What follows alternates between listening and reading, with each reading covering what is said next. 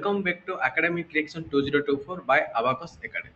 ଆସନ୍ତୁ এই ଭିଡ଼ିଓରେ ଦେଖିବା ଦଶମ ଶ୍ରେଣୀ ଜୀବ ବିଜ୍ଞାନ ବହିର ପାଠ ପୋଷଣର ପାର୍ଟ 3 ତା ନାମ ହେଉଛି ମଣିଷର ପାକତନ୍ତ୍ର। ସବୁ ଭିଡ଼ିଓ ଭଳି ଏହି ଭିଡ଼ିଓ ଡିସ୍କ୍ରିପ୍ସନରେ ମଧ୍ୟ ଏଇଭଳି ଏକ ଅନଲାଇନ୍ ଟେଷ୍ଟ ଲିଙ୍କ୍ ଅଛି। ଭିଡ଼ିଓଟି ଦେଖି ସାରିଲା ପରେ ଆପଣ ମଧ୍ୟ ଅନଲାଇନ୍ ଟେଷ୍ଟକୁ ଆଟେଣ୍ଡ କରି ପାଠ୍ୟବସ୍ତୁ କେତେ ଦୂର ମନେ ରଖିଲେ ତାହା ମଧ୍ୟ ଆପଣ ନିଜେ ଜାଣିପାରିବେ। ଚାଲନ୍ତୁ ଆଉ ଡେରି ନ କରି ଭିଡ଼ିଓଟିକୁ ଷ୍ଟାର୍ଟ କରିବା। ପ୍ରଥମ ପ୍ରଶ୍ନ ଆସିଯାଇଛି, ନିମ୍ନୋକ୍ତ ମଧ୍ୟରୁ ପାକନଳୀ ସମ୍ପର୍କିତ କେଉଁଟି ଠିକ୍? ଦେଖନ୍ତୁ, ପାକନଳୀ ମାନେ ଆମର ଯେଉଁ ମଣିଷର ପାକତନ୍ତ୍ର ସେ ପଢ଼ିବାକୁ ଗଲେ ପ୍ରଥମେ ପାକନଳୀ କ'ଣ ଦେଖିବା କେଉଁଠି ଠିକ୍ ଅଛି। ପ୍ରଥମ ହେଉଛି ମୁଖ ଗହ୍ୱର ଆରମ୍ଭ କରି ପାକସ୍ଥଳୀ ଶେଷ, ନା ପାଟିରୁ ଆରମ୍ଭ ହୋଇ ମଳଦ୍ୱାର ଶେଷ, ନା ପାଟିରୁ ଆରମ୍ଭ ହୋଇ ମଳାଶୟ ଶେଷ, ନା ଉପରୋକ୍ତ ସମସ୍ତ। ଏଠି ମଧ୍ୟ ସଠିକ୍ ଉତ୍ତରଟି ହେଉଛି କ'ଣ ନା ପାଟିରୁ ଆରମ୍ଭ ହୋଇ ମଳଦ୍ୱାରରେ ଶେଷ। ତାହା ତ ପାକନଳୀ କାହାକୁ କହିବା? ଯାହା ଆମ ପାଟିରୁ ଆରମ୍ଭ ହୋଇ ମଳଦ୍ୱାର ଯେଉଁ ନଳୀ ଶେଷ ହୁଏ ତାହାକୁ ଆମେ କହିବା ପାକନଳୀ। ନେକ୍ସଟ କ୍ୱେଶ୍ଚନ ଦେଖନ୍ତୁ, ସବୁ ଭିଡ଼ିଓ ଭଳି ଏହି ଭିଡ଼ିଓରେ ମଧ୍ୟରେ କେଉଁ କ୍ୱେଶ୍ଚିନ୍ ସାଇଡ଼୍ରେ ଆମର ଅନଲାଇନ୍ ଟେଷ୍ଟ ଲିଙ୍କ୍ର ପାସକୋଡ଼ ଅଛି। ପାସକୋଡ଼ଟିକୁ ଭଲରେ ମନେ ରଖିବେ ଓ ଟେଷ୍ଟକୁ ଦେବେ। ନେକ୍ସଟ କ୍ୱେଶ୍ଚିନ୍, ପାକନଳୀର ସଠିକ୍ କ୍ରମଟି କ'ଣ? ଦେଖିବା ପାକନଳୀ ସଠିକ୍ କ୍ରମ ମାନେ ଆମେ କହିଲେ କ'ଣ ନା ଆମ ଯେଉଁ ପାକନଳୀ କ'ଣ ନା ଯେଉଁ ନଳୀରେ ଆମ ଖାଦ୍ୟ ପଦାର୍ଥ ହଜମ କ୍ରିୟା ହୁଏ ତାକୁ ଆମେ କହିବା ପାକନଳୀ। ପାକନଳୀରେ ଆରମ୍ଭ ହୁଏ କେଉଁଠୁ ନା ପାଟିରୁ ଆରମ୍ଭ ହୋଇ ମଳଦ୍ୱାରରେ ଶେଷ ହୁଏ। ଏଇଟା ପୂର୍ବ କ୍ୱେଶ୍ଚିନ୍ରେ ପଢ଼ିଲେ। ଦେଖନ୍ତୁ ଏ ଯେଉଁ ପାକନଳୀ ସଠିକ୍ କ୍ରମଟି ଲେଖା ହେଇଛି ତାହା କେଉଁଠି ଠିକ୍ ହେବ? ଆମେ ପ୍ରଥମେ ଜାଣିଛନ୍ତି ପାକନଳୀରୁ ଆରମ୍ଭ ହୋଇ କେଉଁଠି ଶେଷ ହେବ ନା ମଳଦ୍ୱାରରେ। ଦେଖନ୍ତୁ ପ୍ରଥମ ଅପସନ୍ ସେକେଣ୍ଡ ଦୁଇଟା ପାଟି ଅଛି, ଶେଷରେ ମଧ୍ୟ ମଳଦ୍ୱାର ଅଛି। ଦେଖିଲେ କେଉଁଠି ନା ପ୍ରଥମ ହେଉଛି ପାଟି, ତାପରେ ସେକେଣ୍ଡ ଆସିବ ମୁଖ ଗହ୍ୱର, ଥାର୍ଡରେ ଆସିବ ଗ୍ରସନୀ, ଫୋର୍ଥରେ ଆସିବ ଗ୍ରାସନଳୀ, ଫିଫ୍ଥରେ ଆସିବ ପାକସ୍ଥଳୀ, 6ରେ କ୍ଷୁଦ୍ରାନ୍ତ, 7ରେ ବୃହଦନ୍ତ୍ର, 8ରେ ମଳାଶୟ, 9ରେ ଲାଷ୍ଟ ମଳଦ୍ୱାର। କାରଣ ଦେଖନ୍ତୁ ସିଧା ପାଟିରୁ ଆରମ୍ଭ ହେଲା ସରିଲା କେଉଁଠି ମଳଦ୍ୱାରରେ ଶେଷ। ତା ତ ଏଇଟା ହେଉଛି ତା ସଠିକ୍ କ୍ରମ। କ'ଣ ସଠିକ୍ କ୍ରମ? ପ୍ରଥମେ ପାଟି ମାନେ ଖାଦ୍ୟ କେଉଁ ପଟେ ଯାଏ। ଦେଖନ୍ତୁ ପ୍ରଥମେ ପାଟି, ଦେନ୍ ମୁଖ ଗହ୍ୱର, ଗ୍ରସନୀ, ଗ୍ରାସନଳୀ, ପାକସ୍ଥଳୀ, କ୍ଷୁଦ୍ରାନ୍ତ, ବୃହଦନ୍ତ୍ର, ମଳାଶୟ, ମଳଦ୍ୱାର। ଏଠି ଆମର ପାକନଳୀଟି ଶେଷ ହୁଏ।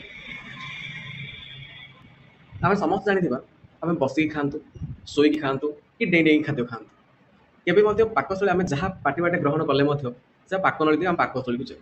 ଶୋଇକି ଖାଇଲେ ତା ଅର୍ଥ ନୁହଁ ଯେ ଆମ ମୁଣ୍ଡ ପଟେ ସେ ବାହାରିକି ପଳେଇବ। କାହିଁକି? ପାକନଳୀ, କାରଣ ଆମେ ଯାହା ଖାଇଲେ ମଧ୍ୟ ସେ ପାକନଳୀ ତଳ ଦେଇ ସେଇ ପାଟି ଯିବ, ମୁଖ ଗହ୍ୱର ଯିବ, ଗ୍ରସନୀ ଯିବ, ଗ୍ରାସନଳୀ ଯିବ, ପାକସ୍ଥଳୀ ଯିବ, କ୍ଷୁଦ୍ରାନ୍ତ, ବୃହଦନ୍ତ୍ର, ମଳାଶୟ, ଲାଷ୍ଟ ଯାଇ ପହଞ୍ଚିବ ମଳଦ୍ୱାର। ତାମାନେ ଇଏ ଗୋଟେ ଏକ ଡିରେକ୍ସନ ହିଁ ଯାଇଥାଏ, ସିଙ୍ଗଲ ଡିରେକ୍ସନରେ ଯାଇଥାଏ। ତା ତ ପାକନଳୀ ଯେଉଁ ଏହି ପ୍ରକାର ଚଳନ ଅଛି ତା ତ ପାକନଳୀର ଚଳନକୁ କ'ଣ କୁହାଯାଏ? ମନେ ରଖିବା ଭେରି ଇମ୍ପୋର୍ଟାଣ୍ଟ ନା ପେରିଷ୍ଟାଲସିସ୍ ବା ଯାହାକୁ କୁହାଯାଉଛି କ'ଣ ପୁରଃ ସରଣ। ଏକ୍ଜାମ୍ ମନେ ରଖିବା ପାକନଳୀର ଚଳନକୁ କ'ଣ କୁହାଯାଏ? ପେରିଷ୍ଟାଲସିସ୍ ବା ପୁରଃ ସରଣ। ନେକ୍ସଟ ଦେଖନ୍ତୁ, ଦାନ୍ତ ବିଷୟରେ ଦୁଇଟି ପ୍ରଶ୍ନ ଅଛି, ଏହାକୁ ଏକାଥରେ ବୁଝି ନେବା।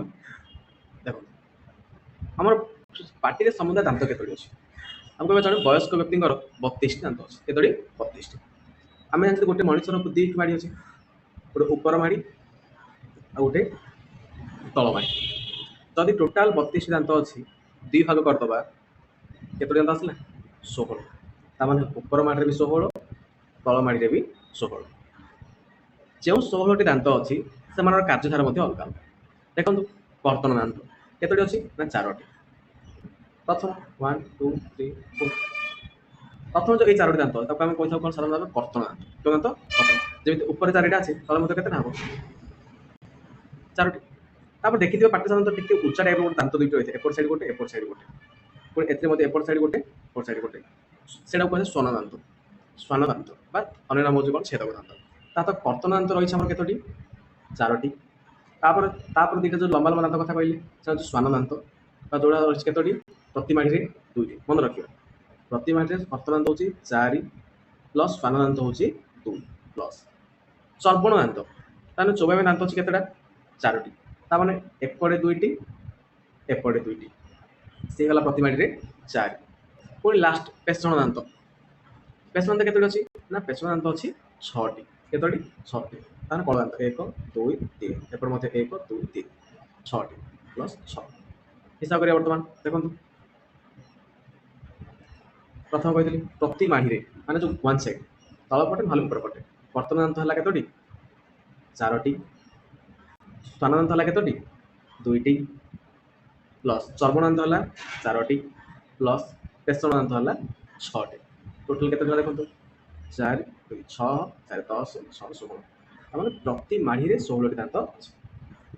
ତା ସହିତ ତଳ ମାଢ଼ିରେ 16ଟି ଏଇଭଳି ଭାବେ ଅଛି, ଉପର ମାଢ଼ିରେ ମଧ୍ୟ ସେଭଳି 16ଟି ଦାନ୍ତ ଅଛି। ତେଣୁକରି ଆମେ କହିବା ଗୋଟେ ଜଣେ ବୟସ୍କ ବ୍ୟକ୍ତି ପାଟିରେ ସମୁଦାୟ ଦାନ୍ତ ସଂଖ୍ୟା କେତେ? ନା 32। ପ୍ରତି ମାଢ଼ିରେ ପଚାରିଲେ 16ଟି। ସେଭଳି ଯଦି ପଚାରେ ପାଟିରେ କେତୋଟି କର୍ତ୍ତନ ଦାନ୍ତ ଅଛି, ଆମେ ଜାଣିଛୁ ଯଦି ପ୍ରତି ମାଢ଼ିରେ 4ଟି, ତାହେଲେ ଟୋଟାଲ ପାଟିରେ କେତେଟା? ନା ତଳେ 4ଟା ଉପରେ 4ଟା, ତାହେଲେ କେତେ ହେଇଗଲା? 8ଟି। ସେଭଳି ସ୍ୱାନଦାନ୍ତ ବା ଛେଦକ ଦାନ୍ତ କହିଲେ କେତୋଟି? 2ଟି ପ୍ରତି ମାଢ଼ିରେ। ସମୁଦାୟ ପାଟିରେ ପଚାରିଲେ ତା ଡବଲ ଦୁଗୁଣେ 4ଟି। ସେଭଳି ଚର୍ମଣାନ୍ତ ପ୍ରତି ମାଢ଼ିରେ ପଚାରିଲେ 4ଟି, ପାଟିରେ ପଚାରିଲେ କେତୋଟି ଅଛି ପଚାରିଲେ ତା ଡବଲ 8ଟି। ସେଭଳି ପେଷଣାନ୍ତ କେତୋଟି ଅଛି କହିଲେ 6ଟି, ଟୋଟାଲ ପାଟିରେ କହିଲେ ତା ଡବଲ 12ଟି ବୋଲି ଆମେ କହିବା।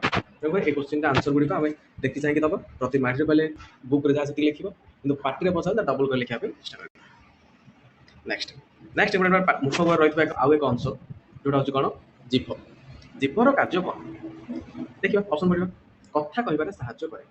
ଠିକ୍ ଅଛି, କାହିଁକିନା ଆମେ ଜାଣିଛନ୍ତି ଯେଉଁମାନଙ୍କର ଜୀବନରେ ସେମାନଙ୍କ କଥା କହିବା ଅସମ୍ଭବ, ପ୍ରାୟ ଦେଖିବେ ଯେଉଁ ଜୀବ ଛୋଟ ମଧ୍ୟ ଥାଉଛି ସେମାନଙ୍କ କଥା କହିବା ମଧ୍ୟ କିଛି ପ୍ରକାର ଅସୁବିଧା ହେଉଛି।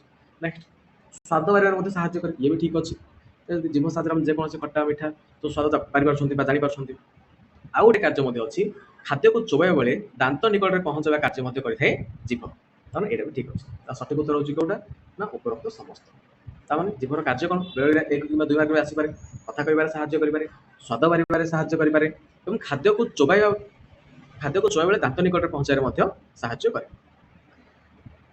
ନେକ୍ସଟ ଆଉ ଗୋଟେ କୋଶ୍ଚିନ୍ ହେଲା ଗ୍ରସନ। ଗ୍ରସନ କ'ଣ? ନା ଏଇଟା କୋଶ୍ଚିନ୍ ଦେଖିବା ନାସାପଥ ଓ ମୁଖ ଗହ୍ୱର ମିଶି। ନାସାପଥ ଓ ମୁଖ ଗହ୍ୱର ମିଶି ଦେଖିଥିବା ବା ଆମର ମନେ ଥିବ ଖାଇବା ସମୟରେ ଯଦି ଆମେ ହସ ଗମାତ ହେଇ ଖାଇବା ବା ଖାଇବା ବେଳେ ହଠାତ୍ ଛିଙ୍କ ପଳେଇ ଆସେ, ତାହେଲେ ଆମେ ଖାଉଥିବା ଖାଦ୍ୟ ପଦାର୍ଥ ମଧ୍ୟ କିଛି କିଛି ଭାତ କିମ୍ବା କିଛି ବି ନାକ ପଟେ ବାହାରକୁ ପଳେଇ ଆସେ। କାହିଁକି? ତାମାନେ ଦେଖିବା ଆମେ ନାସାପଥ ଦେଖିଥିବା, ନାସାପଥ ଏମିତି ଆସୁଛି ଉପର ପଟେ, ଏପଟେ ଆମର ପାଟି ବା ମୁଖ ଗହ୍ୱର। ତ ଶେଷ ଦି ଜଣ ଯାକର ଏଇଠି ଗୋଟେ ଜାଗାରେ ସଂଯୋଗ ହୁଅନ୍ତି, ମାନେ ଏପଟେ ଖାଦ୍ୟ ଆସେ, ଏପଟେ ଉପରପଟେ ନାସାପଥରୁ ବାୟୁ ଆସେ, ଆଉ ତଳପଟେ 2ଟି ପାଇପ ଅଛି, ଗୋଟେ ଶ୍ୱାସନଳୀ ଆଉ ଗୋଟେ ଖାଦ୍ୟନଳୀ। କଲର ଯଦି ଦେଖିବା, ଯେତେବେଳେ ଆମେ ଏପଟେ ଖାଦ୍ୟ ଗ୍ରହଣ କରୁ, ଆମେ ଯଦି ହଠାତ୍ ଦେଖନ୍ତୁ ଖାଦ୍ୟ ସବୁବେଳେ ଯିବ ଖାଦ୍ୟନଳୀରେ, ବାୟୁ ସବୁବେଳେ ଯିବ ଶ୍ୱାସନଳୀ। ହଠାତ୍ ଯେତେବେଳେ ଆମେ କ'ଣ କରିବା ନା ଖାସି ଦେଉ ଖାଇବା ସମୟରେ, କାହିଁକି ନା 2ଟି ଯାକ ଆମେ କେବେ ଗୋଟେ ସମୟରେ ସମ୍ଭବ ନୁହଁ। ଖାଇବା ସମୟରେ ଯଦି ଆମେ ଖାଦ୍ୟ ଢୁକୁଛନ୍ତି ବା ଖାଦ୍ୟନଳୀ ଯାଉଛି, କିଛି ସମୟ ପାଇଁ ମଧ୍ୟ ଶ୍ୱାସକ୍ରିୟାଟା ବନ୍ଦ ହୋଇଯାଏ। ସେ କଥା ଆଗକୁ ଆମେ ଦେଖିବା ଅଛି ମଧ୍ୟ। ହେଲେ ଏଠି କ'ଣ କରୁଛୁ? ନାସାପଥ ଓ ମୁଖ ଗହ୍ୱର ମିଶି, ତା ତ ବାୟୁ ଯେଉଁ ପଟେ ଯାଏ ଖାଦ୍ୟ ମଧ୍ୟ ସେଇପଟେ ଯାଏ। ଏମିତି ଗୋଟେ କମନ ଜାଗା ଅଛି, ଯାହାର ଜାଗାର ନାଁ ହେଉଛି କ'ଣ? ଗ୍ରସନ। ତା ତ ନାସାପଥ ପଟେ ଗଲେ ମଧ୍ୟ ସେଇ ଗ୍ରସନ ଦେଇକି ଶ୍ୱାସନଳୀ ଭିତରକୁ ବାୟୁ ଯିବ, ମୁଖ ଗହ୍ୱର ବାଟେ ଖାଦ୍ୟ ନେଲେ ମଧ୍ୟ ସେଇ ଗ୍ରସନ ଦେଇକି ଖାଦ୍ୟନଳୀ ଭିତରକୁ ଯିବ। ତା ତ କମନ ରାସ୍ତାର ନାମ ହେଉଛି କ'ଣ? କମନ ଜାଗାର ନାମ ହେଉଛି କ'ଣ? ଗ୍ରସନ। ନେକ୍ସଟ କ୍ୱେଶ୍ଚିନ୍ ଆଡ଼କୁ ଯିବା। ଯେତେବେଳେ କହିଲି 2ଟା ଦ୍ୱାର ଅଛି, ମାନେ ବାୟୁ ଯିବା ପାଇଁ ଶ୍ୱାସନଳୀ ଅଛି, ଖାଦ୍ୟ ଯିବା ପାଇଁ ଖାଦ୍ୟନଳୀ ଅଛି। 2ଟା ଯାକ ନଳୀ ଉପରେ କିଛି ପରଦା ଅଛି ବା କିଛି ଦ୍ୱାରର କିଛି ଜିନିଷ ଅଛି ଘୋଡ଼େଇବା ପାଇଁ ବା ଆବରଣ ପାଇଁ ଯାହା ବି ଅଛି। ଦେଖନ୍ତୁ ଯେମିତି ଖାଦ୍ୟନଳୀର ଦ୍ୱାରକୁ କୁହାଯାଏ କ'ଣ? ଗଲେଟ୍। ସେମିତି ଶ୍ୱାସନଳୀର ଦ୍ୱାରକୁ କ'ଣ କୁହାଯାଏ? ମନେ ରଖିବା ଉତ୍ତରଟି ନା ଗ୍ଲଟିସ୍। ଖାଦ୍ୟନଳୀ ଦ୍ୱାରକୁ କୁହାଯାଏ ଗଲେଟ୍, ଶ୍ୱାସନଳୀର ଦ୍ୱାରକୁ କୁହାଯାଏ ଗ୍ଲଟିସ୍। ନେକ୍ସଟ ଖାଦ୍ୟ ଗିଳିବା ସମୟରେ କିଏ ଶ୍ୱାସନଳୀର ଦ୍ୱାର ବନ୍ଦ ରଖେ ଓ ଖାଦ୍ୟକୁ ଖାଦ୍ୟନଳୀ ଭିତରେ ପ୍ରବେଶ କରାଇଥାଏ? କିଛି ସମୟ ଗୋଟେ ଚିତ୍ର କରିଥିଲେ,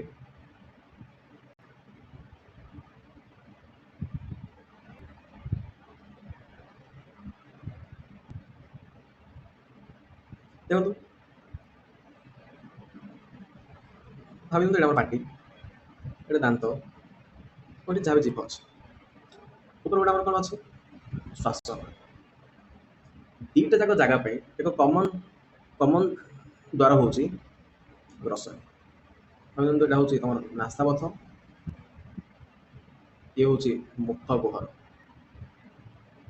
2ଟା ଯାକ ପାଇଁ କମନ ରାସ୍ତା ହେଉଛି କ'ଣ? ନା ଗ୍ରସନ। ତା ନାଁ ହେଉଛି ଗ୍ରସନ। ହେଲେ ଏଇଠି କ'ଣ ହେଇଛି ନା ଏଠି 2ଟା ନଳୀ ଅଛି, ଗୋଟେ ଶ୍ୱାସନଳୀ ଆଉ ଗୋଟେ ହେଉଛି ଖାଦ୍ୟନଳୀ। ହେଲେ ଯଦି ଏପଟେ ଆମର ଖାଦ୍ୟ ଯାଉଛି, ଏପଟେ ଆମର ବାୟୁ ଆସୁଛି, ତାହେଲେ ବାୟୁକୁ ବାୟୁକୁ ଆମର ଶ୍ୱାସନଳୀ ଭିତରେ, ଖାଦ୍ୟକୁ ଖାଦ୍ୟନଳୀ ଭିତରେ ଯିବା ପାଇଁ କିଏ ସାହାଯ୍ୟ କରୁଛି ବା ଏ ସମୟରେ କିଏ ଆମକୁ ହେଲ୍ପ କରୁଛି? ଦେଖନ୍ତୁ ଏଠି ଆମର କ'ଣ ଅଛି, ଗୋଟେ ପରଦା ଟାଇପ୍ ଅଛି। ଯିଏ କ'ଣ କରୁଛି, ଯେତେବେଳେ ଆମେ ଖାଦ୍ୟକୁ ଢୋକିବା, ପ୍ରଥମଟା ହେଉଛି ଶ୍ୱାସନଳୀ, ଏଇଟା ହେଉଛି ଶ୍ୱାସନଳୀ, ଇଏ ହେଉଛି ଖାଦ୍ୟନଳୀ। ଇଏ କ'ଣ ହେବ ନା ଇଏ ଆସିକି ଏପଟେ ଗତି କରିବ, ଯାହାଦ୍ୱାରା କ'ଣ ହେବ, ଇଏ ଏଇଟାକୁ ଘୋଡ଼େଇ ଦେବ। ଘୋଡ଼େଇଲେ ଖାଦ୍ୟ ଏପଟେ ଯାଇ ସିଧା କାହିଁରେ ପଡ଼ିବ, ଖାଦ୍ୟନଳୀରେ ପଡ଼ିବ। ପୁଣି ଖାଦ୍ୟନଳୀ ପଡ଼ିଲା ପରେ ପୁଣି ଇଏ ଉଠି ପଡ଼ିବ, ପୁଣି ରାସ୍ତାଟା ବନ୍ଦ କରିଦେବ। ବର୍ତ୍ତମାନ ସିଧାସଳଖ ବାୟୁ ଆସି ତା ଶ୍ୱାସନଳୀ ଭିତରେ ପ୍ରବେଶ କରିପାରିବ। ତ ଏଇଠି ଯେଉଁ ଗୋଟେ ତଳକୁ ପଡ଼ିବା ଉଠିବା, ଏ ଯେଉଁ ଗୋଟେ ବାୟୁ ଗଲା ସମୟ, ଖାଦ୍ୟ ଗଲା ସମୟରେ ଶ୍ୱାସନଳୀକୁ ବନ୍ଦ କରିବା, ପୁଣି ଖାଦ୍ୟ ଗଲି ସାରିଲା ପରେ ଶ୍ୱାସନଳୀ ପୁଣି ତାର ଆପେ ଆପେ ତା ଜାଗାକୁ ଚାଲିଯିବା, ଏସବୁ ଯେ କାମ କରେ ତା ନାଁ ହେଉଛି କ'ଣ, ଏପିଗ୍ଲଟିସ୍, ବା ଯାହାର ଅନ୍ୟ ଏକ ନାଁ ହେଉଛି କ'ଣ, ଅଧିଜିହ୍ୱା। ସଠିକ୍ ଆନ୍ସରଟି କ'ଣ, ଅଧିଜିହ୍ୱା। ଖାଦ୍ୟ ଗିଳିବା ସମୟରେ କିଏ ଶ୍ୱାସନଳୀ ଦ୍ୱାରା ବନ୍ଦ ରଖେ, କିଏ ବନ୍ଦ ରଖୁଛି ନା ଅଧିଜିହ୍ୱା, ବା ଯାହାର ଅନ୍ୟ ନାଁ ହେଉଛି କ'ଣ, ଏପିଗ୍ଲଟିସ୍, ଯାହାଦ୍ୱାରା କ'ଣ ଖାଦ୍ୟ ସିଧାସଳଖ ଯାଇ ଖାଦ୍ୟନଳୀରେ ପଡ଼େ ଆଉ ବାୟୁନଳୀ କିଛି ସମୟ ପାଇଁ ବନ୍ଦ ହୋଇଯାଏ। ନେକ୍ସଟ କ୍ୱେଶ୍ଚିନ୍ ଆଡ଼କୁ ଯିବା। ନେକ୍ସଟ କ୍ୱେଶ୍ଚିନ୍ ପାକସ୍ଥଳୀକୁ ନେଇ। ଦେଖନ୍ତୁ ଏଇଟା ମନେ ରଖିବା ଜିନିଷ, ପାକସ୍ଥଳୀର ଉପର ଅଂଶକୁ କ'ଣ କୁହାଯାଏ ନା କାର୍ଡ଼ିଆକ୍ ଷ୍ଟୋମା। ସେହିଭଳି ପାକସ୍ଥଳୀ ତଳ ଅଂଶକୁ କ'ଣ କୁହାଯାଏ ନା ପାଇଲୋରିକ୍ ଷ୍ଟୋମା। ହେଲେ ଏବେ କାର୍ଡ଼ିଆକ୍ ଷ୍ଟୋମା, ଆକୁ ପାଇଲୋରିକ୍ ଷ୍ଟୋମା କାହିଁକି କୁହାଯାଏ, କାହିଁକିନା ପାକସ୍ଥଳୀର ଉପର ପାର୍ଶ୍ୱକୁ ଆମର ଅଛି ହୃତ୍ପିଣ୍ଡ। ତେଣୁକରି ସେହି ନାଁ ଅନୁସାରେ ପାକନଳୀର ଉପର ଅଂଶକୁ କୁହାଯାଏ କାର୍ଡ଼ିଆକ୍ ଷ୍ଟୋମା, ପାକନଳୀର ତଳ ଅଂଶକୁ କୁହାଯାଏ ପାଇଲୋରିକ୍ ଷ୍ଟୋମା। ତ 11 ନମ୍ବର କ୍ୱେଶ୍ଚିନ୍ ଦେଖିବା।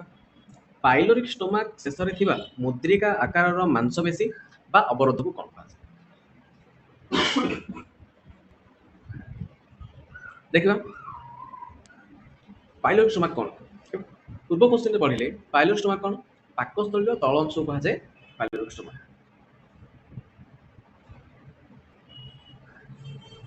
ସାଧାରଣତଃ ଏ ଟାଇପ୍ର ପାକସ୍ଥଳୀଟି ହୋଇଥାଏ। ପାକସ୍ଥଳୀର ଉପର ଅଂଶକୁ କୁହାହେଲା କ'ଣ, କାର୍ଡ଼ିଆକ୍ ଷ୍ଟୋମା, ତଳ ଅଂଶକୁ କୁହାଯାଏ ପାଇଲୋରିକ୍ ଷ୍ଟୋମା। ତ ଦେଖନ୍ତୁ ପାକସ୍ଥଳୀର କାମ ହେଉଛି କ'ଣ ନା ଖାଦ୍ୟ ହଜମ କରିବା, ଖାଦ୍ୟ କିଛି ତା ଭିତରେ ରଖିବ।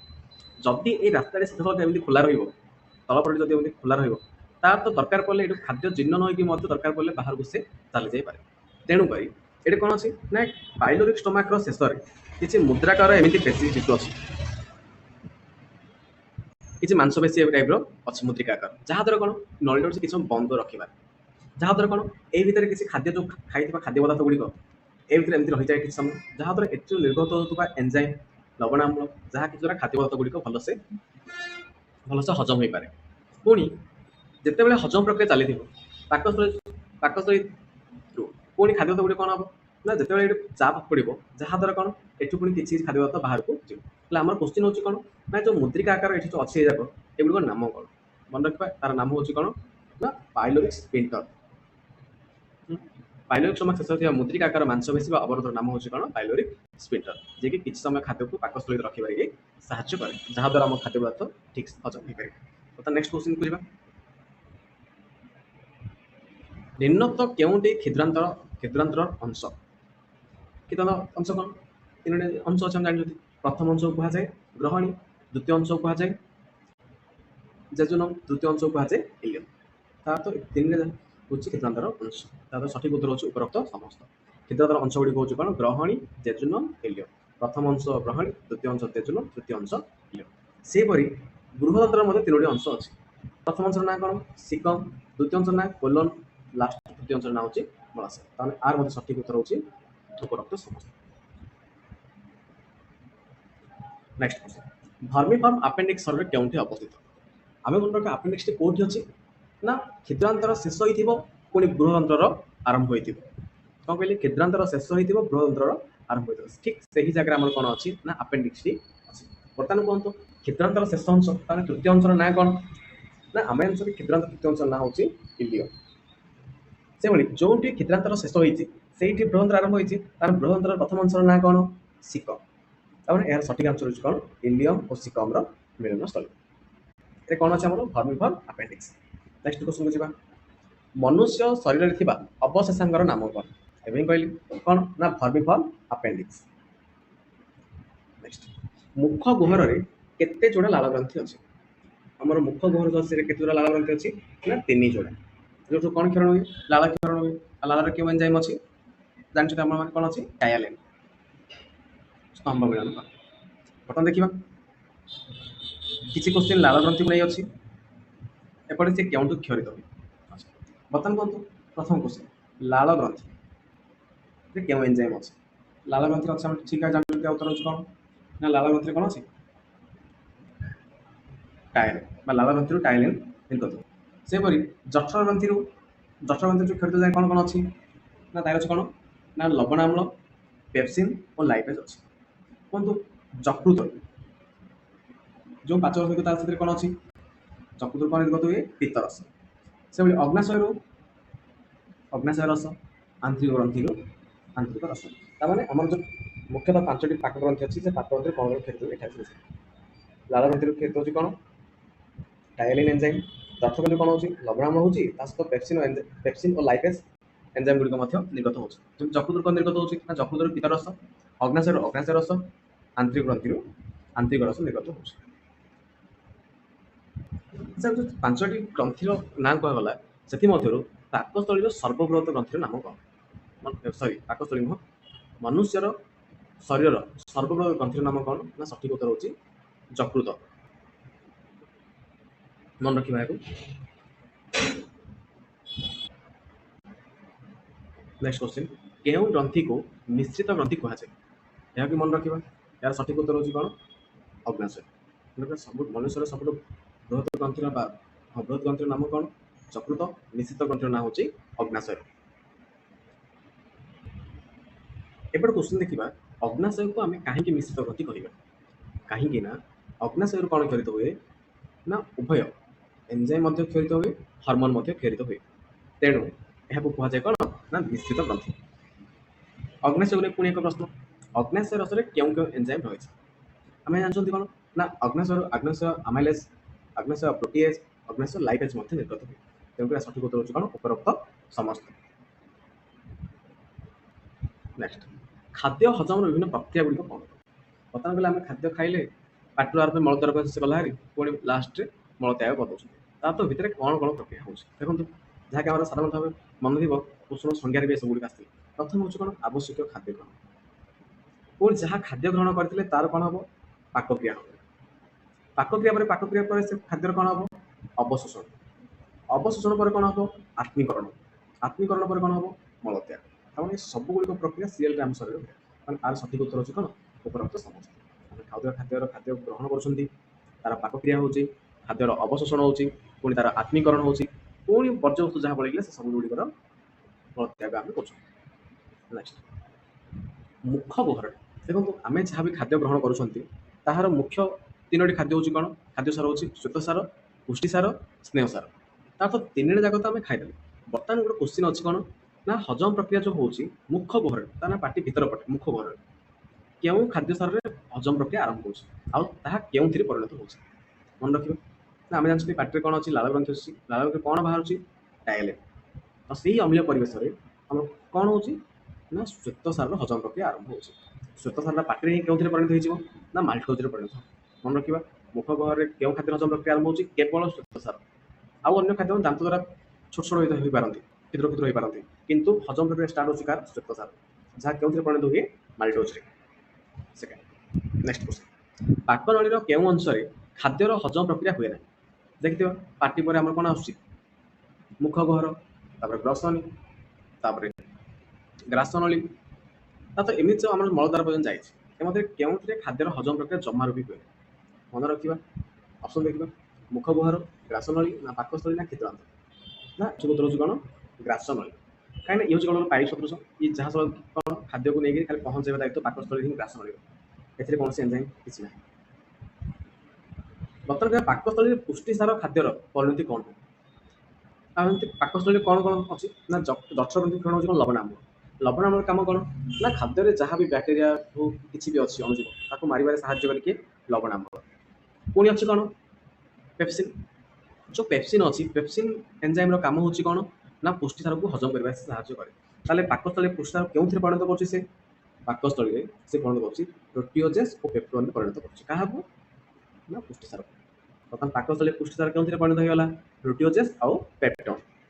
ନେକ୍ସଟ, ତାହେଲେ ପାକସ୍ଥଳୀରେ ତ କିଛି ପରିମାଣର କ'ଣ ଅଛି? ଲାଇପେଜ୍ ଅଛି, କିଛି ପରିମାଣର। ତା ଲାଇପେଜ୍ର କାମ କ'ଣ? से लाइपेज जदि किसी परिमाण अच्छी जदि एक्टिव थाए ताहले से परिणत कर स्नेह सार को केउथिरे फैटी एसिड और ग्लिसरॉल। नेक्स्ट जीवन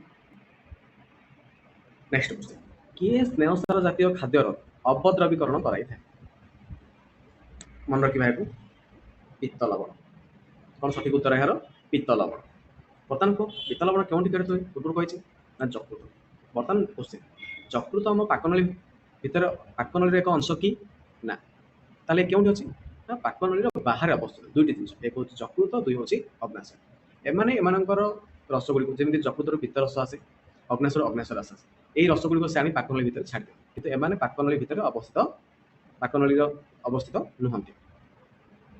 कुहतु पित्त लवण कोड आसिला यकृत।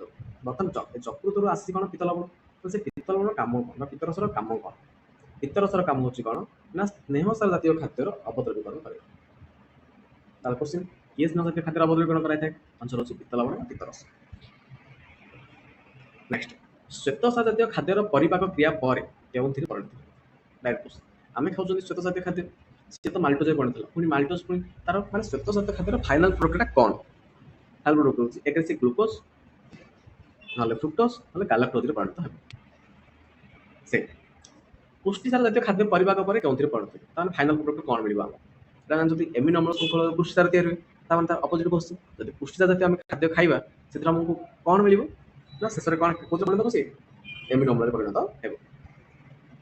नेक्स्ट स्नेह जातीय खाद्य परिपाक पर केउथिरे परिणत कारण स्नेह सार फाइनल प्रोडक्ट कौन एटा होची कौन ना फैटी एसिड और ग्लिसरॉल सठिक उत्तर होची फैटी एसिड और ग्लिसरॉल। नेक्स्ट डेफिनेशन समस्त सरलीकृत खाद्य किंबा विटामिन धातव लवण और जल इत्यादि आहार नलीर कांथ बाट दे रक्त मध्य प्रवेश करिवे प्रक्रिया कौन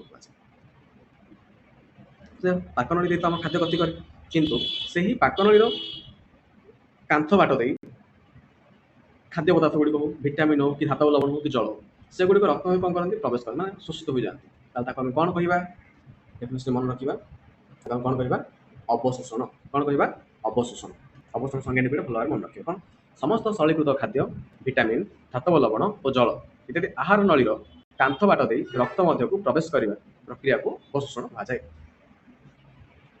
नेक्स्ट पाकनलीर केउं अंशरे खाद्य पदार्थर अवशोषण हुए नहीं किंतु केतेक औषध सुरास्त्र इत्यादि अवशोषण होता है मन रखा सठिक उत्तरटी कौन ना मुख गुहर देखी आम सब भात खाऊँ डाली खाऊँ तरकारी खाऊँ पाटू कह स्मेल बाहर कि पाटे कौन बास्ना बाहर कि ना कि मन थी जदि ज्वर हो जाए ना अन्य कौन रोग आम पीड़ित थी से समय किसी मेडिसिन खाई आर भल होते देखी किसी दिन पर्यंत मेडिसिन प्रभाव में आम पाटे कौन हो पिता हो जाए खाली आम भल लगुन से टाइम तार अर्थ ये कौन ना पाटे कौन है से मेडिसिन किसी गुड़िक कौन ना अवशोषण कर मुख मुखर कौन कर से मेडिसिन किसी अवशोषण कर तेणुक से बास्ना किसी दिन पर्यंत आम मुख घर जाए नहीं आमको जहाँ खाइले अड अड फिल हुए।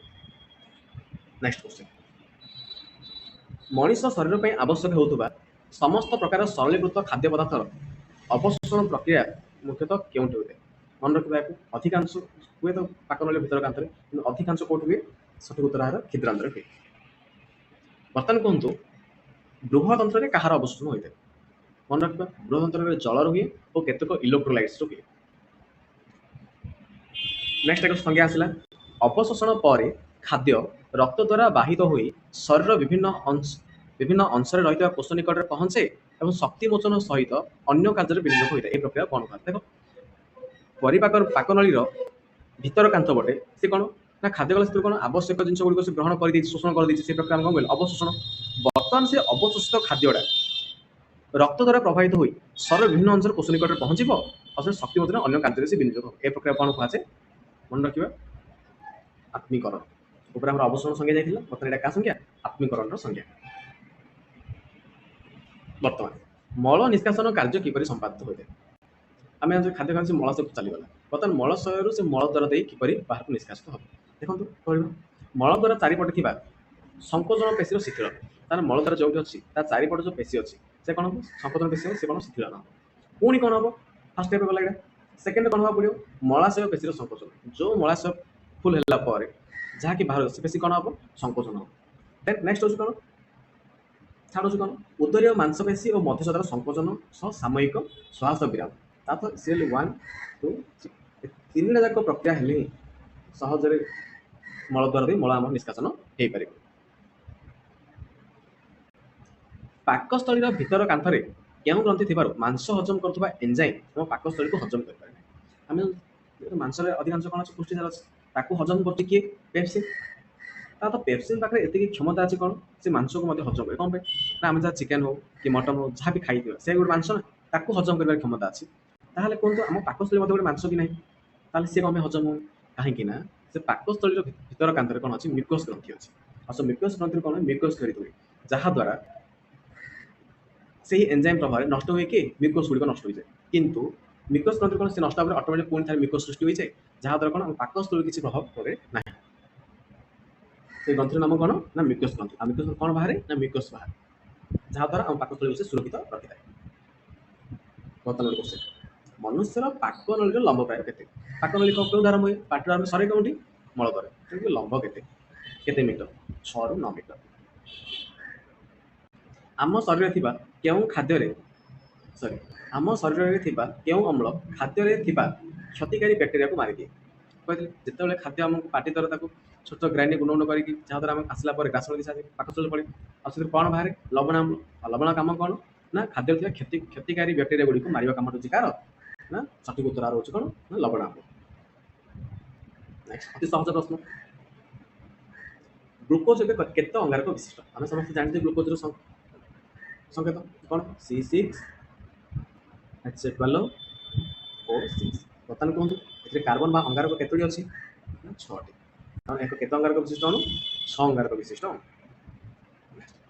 ଆମ ଶରୀରରେ ମୁଖ୍ୟତଃ କେତୋଟି ପାକ ଗ୍ରନ୍ଥି ଅଛି? ପାକ ଗ୍ରନ୍ଥି କେତୋଟି?